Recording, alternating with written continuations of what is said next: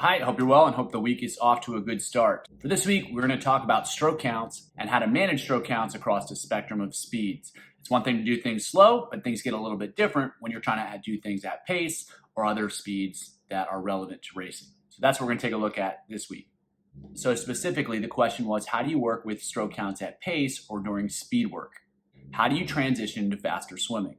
So that's what we're going to dive into today. So the first thing to be aware of, all swimmers are going to have a range of stroke counts. Their stroke count when they're swimming really slow, smooth aerobic swimming is going to be lower than when they're trying to sprint, when they're swimming at their fastest speed. And so you have to expect that. If you're having athletes swim at 12 strokes per lap during their easy aerobic work, expecting them to swim at 12 strokes per lap when they're sprinting is probably not going to happen. So you have to understand that there is going to be a range. So speed influences the appropriate stroke count. The second thing to be aware of is that fatigue makes things different. So doing 150 at a certain speed, they're probably going to be able to hit a lower stroke count if they're doing that fresh than if they were doing that tired. They're not going to be able to use their legs as much, they're not going to get as much out of each stroke, and their body line's probably not going to be quite as good. So you have to consider that whenever you're thinking about what stroke counts you're asking swimmers to achieve. You have to consider how fast you're asking them to go, and then also how tired they are at that point in the set.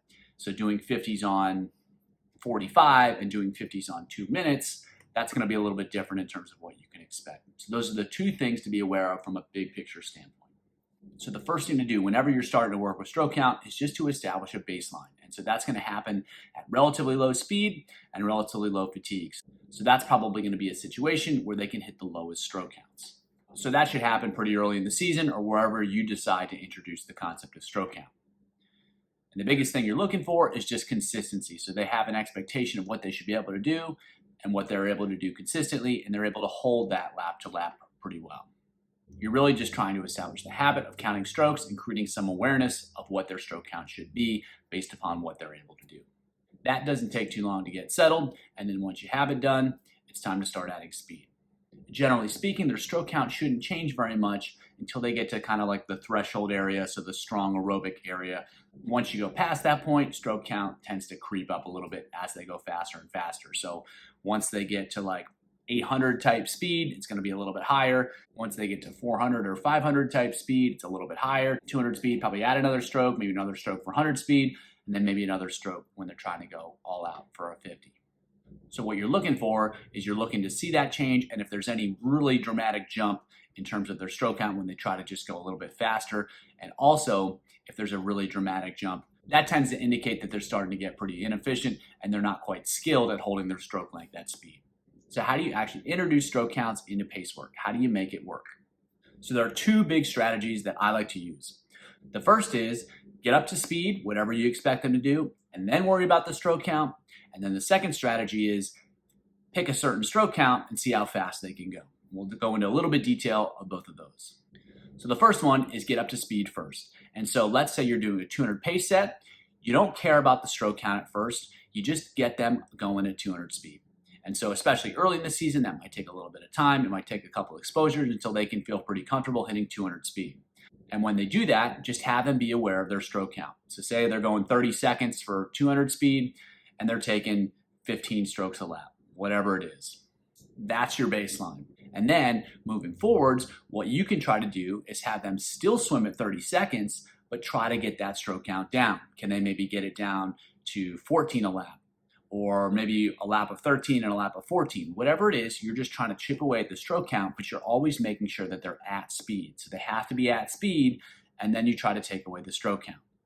And then over time, if you're asking them to swim a little bit faster at pace, you might have to reset that stroke count expectation, but once they go a little bit faster, so say later on you're asking them to go 29 seconds, you might want to give them a stroke or two back, and then once they're consistent hitting 29s, then you start to take the stroke count away again. So this strategy is all focused on speed first and stroke count second. So get them up to speed, make sure they're going whatever pace or whatever expectation you have for them, and then they worry about the stroke count. So it's speed driven and then stroke count supported is the way to think about doing that. And then over time, the goal is just to get lower stroke counts and also go faster. And so that's what you're trying to do as you work through the season. With any pace work, you're trying to get faster and take fewer strokes. But this strategy, you're making sure that they hit the time and then worry about the stroke count after that. Now, the next strategy is to see how fast they can go at a certain stroke count. So you can say, everyone gets 15 strokes, let's see how fast you can go. And so it's the same basic concept, but you're asking them to swim fast at a certain stroke count. And you want to try to set the stroke count that's appropriate for the speed that you want to go. So you have to make sure you pick a stroke count that allows them to swim fast enough. If you're saying 10 strokes a lap and you're asking them to swim at 100 speed, they're probably not going to be able to do that unless they're really, really good. The other consideration is how do you pick that number? So it has to allow them to be fast enough, but of course, different athletes have different stroke count. While you certainly could say, all right, everyone's at 15 strokes a lap, you can also use it based upon their baseline number that we talked about before with how many strokes they take during an aerobic set. That's pretty easy. So you could say, all right, so what you could say is we're going to go 625s. You're going to go baseline stroke count plus 3. Let's see how fast you can go. That's a way to standardize things so that you're more likely to get athletes to swim at the speed you want. And sooner or later, you're going to figure out how many strokes does it take for people to swim at whatever speed you're expecting them to go. So at plus 2, they're probably going to be able to hit 400 or 500 speed pretty easily. Plus 3, 200 speed, plus 400 speed is probably pretty reasonable. So you can individualize it like that, or you can just give them a blanket stroke count. However, that's probably going to be too easy for some and too hard for others. So I prefer to give them a plus stroke count over baseline as a way to go. As you get more and more comfortable with this, of course, you can simply just tell Johnny 15 strokes, Susie 13 strokes, because you just know what it takes for individuals, and they also have an awareness of what they should do based upon how fast you want them to swim. So we have those two strategies. One, hit the pace, whatever it's supposed to be, and then try to take fewer strokes, either within the set or over time. And the second strategy is they have a certain number of strokes, and then they try to swim as fast as they can at that stroke count. And you pick the stroke count based upon how fast you want them to swim. And so the more strokes you give them, the more likely it is they're going to be able to swim fast. And you can do that as a group, a blanket number, say 15, or you can do it individualized as plus 3 or plus 4 or whatever the number is over their baseline stroke count. So those are both really good strategies, and I would encourage you to use both because they come at the same problem with a slightly different perspective. So it helps you solve the problem a little bit better, and it's a little bit more variety for the athletes, so it doesn't feel like they're doing the same thing over and over again. Now, as I mentioned earlier, fatigue changes everything. So when you're designing a set, you have to take into consideration how much rest you're giving them. The more rest you're giving them, the faster they're going to be able to go at a certain stroke count, or they're going to be able to take fewer strokes at a given speed. And so what you want to do is you want to practice without fatigue so that they can push their limits, their maximal abilities can get better, and you want to work in various states of fatigue so that they can start to learn how to hold these things together and sustain them over the course of a race. So both are important, and you need to address both. If you want them to get faster and learn how to take fewer strokes when doing it, you have to let them swim fast, and that takes rest.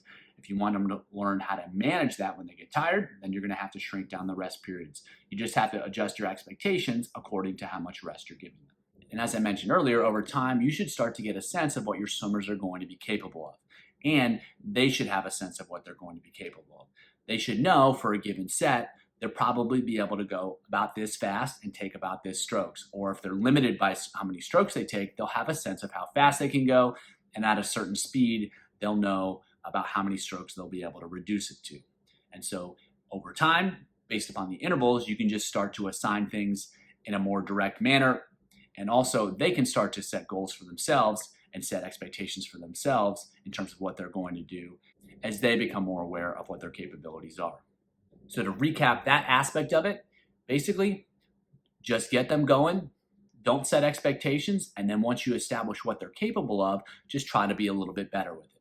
Keep things simple that way, it's going to be a lot more effective. A couple other notes in order to make this process a little bit smoother. One, make sure you standardize the dolphin kicks. So a lot of swimmers will do, in order to take less strokes, they'll just take more dolphin kicks. Now that's not necessarily a bad thing because they're learning how to stay underwater and create speed with that.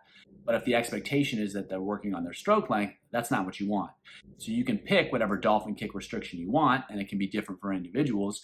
Just know that the larger number of dolphin kicks they take, they should probably be taking less strokes. And the more dolphin kicks you have them do, the more you're working on underwater kicking and less on swimming, and vice versa. The less underwater dolphin kicks you're letting them do, the more they're going to be working on their swimming.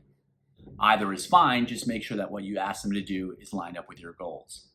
The second consideration is training aids. So if you have them use training aids, the same basic process applies, it's just going to change the numbers. So if you add a chute to whatever you're asking them to do, they're obviously going to take more strokes and go slower. And so over time, you start to understand what they're capable of, and then you start just creating challenges. So you could say, all right, you're doing 25s with a parachute, you need to be under 17 seconds, and then let's see how few strokes you can take. Or you have a parachute on, you get 20 strokes, let's see how fast you can go. Either approach will work, you just have to understand that the numbers will change what they're capable of doing, and that's perfectly fine. You just want to make sure that you're setting expectations and asking for performances that they're actually capable of doing. And like with stroke counts, it's going to be individual, so you're going to have to pay attention to what they're capable of, and they're going to have to pay attention to what they're capable of and what's realistic for them. So those are the quick strategies that you can use to implement stroke counts into your faster swimming and your pace work and your sprint work. And as you do so, just make sure that you're individualizing what you're asking swimmers to do. Give them goals that are appropriate for them. Try to avoid saying things like, everyone's taking 15 strokes per lap, because that's probably not going to be optimal for most of your swimmers. Too easy for some, too hard for some, and probably just right for others, but that's not the best way to go about it. The second thing is to be really patient. They may struggle at first, but that's good, because if they were already good at it, it wouldn't be something that they had the opportunity to improve on, and that means they wouldn't have the opportunity to improve their speed. Patience is also important because things will probably progress pretty slowly. It takes time to learn how to swim differently, and it takes time to learn how to do these things. And that's why it's so important to start early in the process, because it does take a lot of time for these skills to be learned. If you just try to throw it in on the last 3 weeks, it's probably not going to happen, and you're going to be frustrated by the lack of progress. So start things early, start swimming fast with stroke counts early in the process, and you'll figure it out, and they'll figure it out with plenty of time prior to racing in the most important meets of the season. Along those lines, make sure that they're successful. You want them to be able to do what you ask them to do, so set expectations that are reasonable, challenging, but things that they can make happen. And lastly, one of the mistakes that people make is not swimming fast enough with some of the stroke count stuff. And so if you're never hitting pace, even if you're doing it with a really low stroke count, that's not necessarily preparing them for swimming fast. And that's why it's important to incorporate both of those strategies we talked about earlier, in terms of hitting pace and then trying to take away stroke counts, and then also having a stroke count and trying to swim as fast as you can. Both are important, and if they never get up to speed, they're never going to get up to speed. So make sure that that is a part of the process as well. That's a quick overview on stroke counts and swimming fast. So hopefully that was helpful. And if you have any further questions, definitely let me know. As always, keep it simple. I hope you have a great week.